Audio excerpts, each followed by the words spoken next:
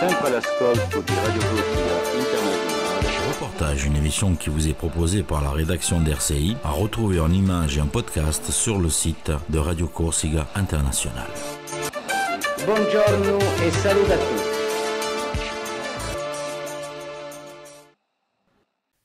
Bonjour et bienvenue à la médiathèque Barberine d'Oriani au centre culturel L'Albour à Bastia où nous recevons aujourd'hui Isabelle Casta. Bonjour Isabelle. Bonjour. Isabelle qui va présenter mercredi une conférence. Alors tout d'abord un petit mot sur votre parcours. Chaotique, étrange et merveilleux, comme ce dont je parle. Et j'ai eu beaucoup de chance en fait parce que ma mère m'a tout de suite lu Le fantôme de l'opéra, j'avais 4 ans et demi. J'étais terrifiée, enchantée, ça ne s'est jamais arrêté. Donc on rappelle, vous êtes professeur émérite, oui. Et je suis chercheur surtout dans un laboratoire du nord de la France.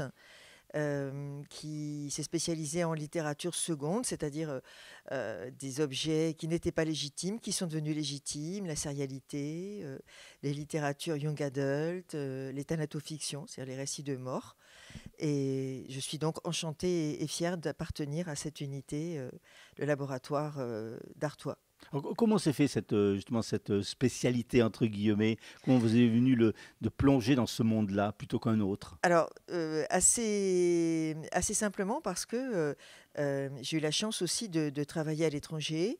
Et là-bas, on n'a pas du tout ces bouffées de légitimisme qu'on a en France. C'est-à-dire que tous les objets, une fois interrogés, deviennent légitimes. On aime les séries, on interroge les séries. On aime les polars, on interroge les polars, au niveau de la recherche. Et de retour en France, je me suis rendu compte qu'il y avait quand même des hiérarchies. Et j'ai participé, je l'espère en tout cas, à cette déhiérarchisation des savoirs, ce qui fait qu'on érige en objet d'étude tout à fait honorable des sujets qui n'avaient pas, il y a encore 20 ans, 25 ans, qui n'avaient pas, si vous voulez, de raison d'être. Et c'est comme ça qu'on interroge les récits de mort, la sérialité, je l'ai dit, qui devient vraiment la création du XXe, XXIe siècle, les romans pornographiques, l'érotisme de bazar. Enfin, on est vraiment dans des objets qui étaient considérés comme nuls, qui n'appartenaient pas au rang des visibilités universitaires. Et avec de très nombreux collègues et amis, on les fait accéder à l'honneur, si je puis dire, de l'interrogation et de la réflexion critique. Et ça, c'est vraiment, ça ouvre des mondes.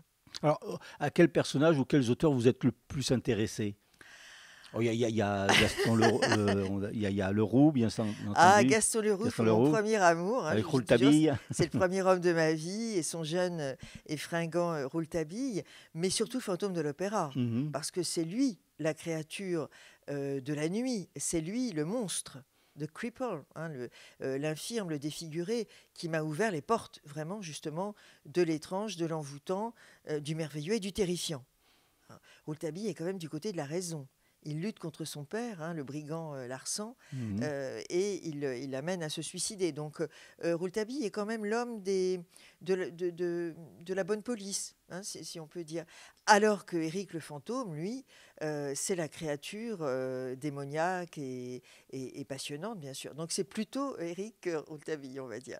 Mais les deux m'ont accompagné en génie tutélaire tout au long de mon parcours long, désormais. Et d'autres sont venus, bien sûr. Et celle qui est toujours près de moi, c'est une créature non pas littéraire, mais sériale, c'est Buffy.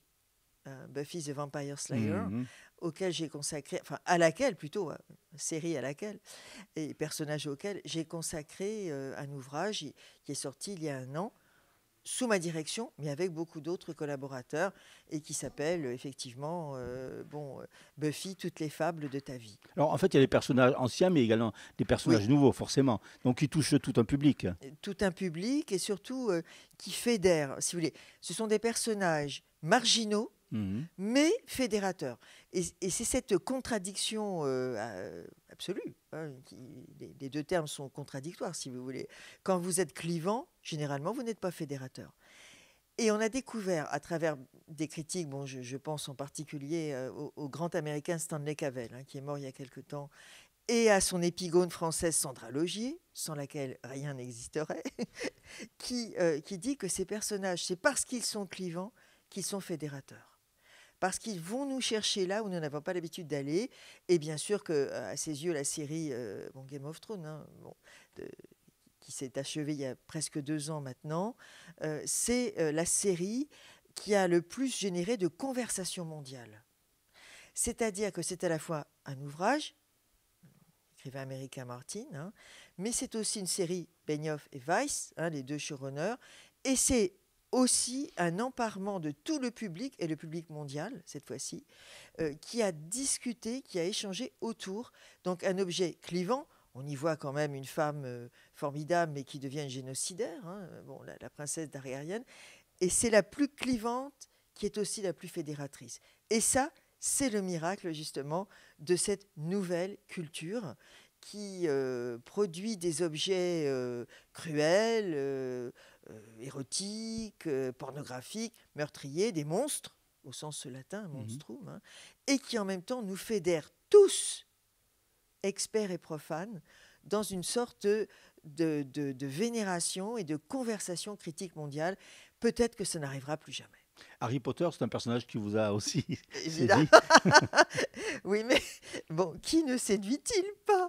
Donc, beaucoup plus que Harry, qui est un merveilleux conducteur, peut-être les personnages qui tournent autour, et surtout Severus, Rogue, comme on dit en français, Snape en anglais, qui est le véritable héros de la saga et qui est un héros tragique, puisqu'il ne peut jamais dire qu'il est du côté du bien, et que son amour pour la mère de Harry, qui ne l'aimait pas, le conduit justement à adopter une posture épouvantable tout au long de la saga, jusqu'à ce qu'on découvre qu'il était effectivement un homme de bien et qu'il en meurt. Et ça, pour moi, c'est formidable. C'est vraiment le héros tragique de notre temps.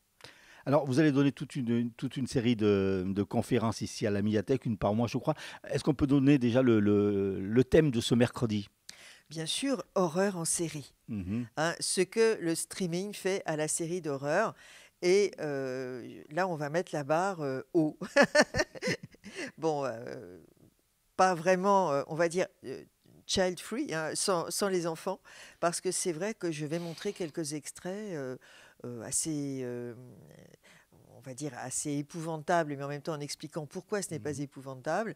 Je vais me servir de Lovecraft Country, par exemple, qui est une série forte et une série impressionnante, puisqu'elle montre en particulier comment une femme noire accède à devenir une femme blanche, mais en se dépeçant vivante.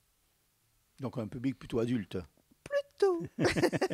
Même si, au fond, elle le choisit. Donc il n'y a pas de violence qui lui soit faite. Il y a un choix. Elle choisit cette métamorphose et nous assistons bien sûr à ce que ça veut dire qu'une métamorphose. C'est pas gentil, c'est pas joli, c'est pas élégant, mais à l'arrivée, elle devient cette femme blanche dont on a toujours rêvé de partager les privilèges. Alors, on fête actuellement Dante. Vous allez participer, je crois, à une table ronde sur Dante, le 2 octobre. Absolument. Et il y a d'ailleurs une revue qui va sortir ce mercredi, Musa Nostra, qui sort aussi la revue Dante. Et je vais essayer de montrer comment Dante se dissémine dans toutes les séries, dans de très nombreuses séries américaines, pas qu'américaines, mais surtout américaines, parce qu'eux recyclent tout. Dès qu'il y a un coin de culture quelque part, vlan, ça c'est les grands recycleurs, toute la culture classique est repensée finalement dans les séries.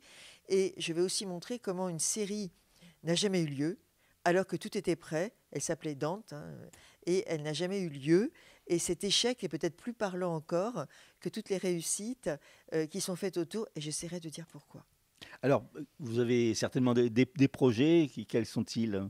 Alors, ces projets, ils sont liés bien sûr à beaucoup d'écriture et beaucoup de colloques, puisque le 7 octobre, par exemple, je vais parler du vampire de Düsseldorf, lors du colloque organisé par mon ami Mathieu Le Tourneux, qui est un des grands spécialistes des pratiques sérielles. Donc, je vais rebondir ici même dès mi-octobre, où je vais parler cette fois-ci des séries et boucles temporelles. c'est-à-dire les séries qui repartent dans le temps et qui nous renvoient dans un temps, dans notre passé, pour peut-être essayer de modifier le présent, voire l'avenir. Et je vais aussi beaucoup écrire, puisque je produis un ouvrage aux éditions Robinson sur justice et justiciers. Et je vais également participer à toute une série de productions et on va dire de colloques divers qui donnent lieu à des publications. Donc j'ai un avenir, on va dire, très pris et prenant. Et ça, c'est l'amour de ma vie. Isabelle Casta, merci. Et puis on vous retrouve donc ce mercredi 15 septembre ici à la médiathèque. Merci beaucoup et à bientôt. Sempre all'ascolto di Radio Corsica Internazionale. Reportage, une émission qui vous est proposée par la rédaction d'RCI, à retrouver en images et en podcast sur le site de Radio Corsica International.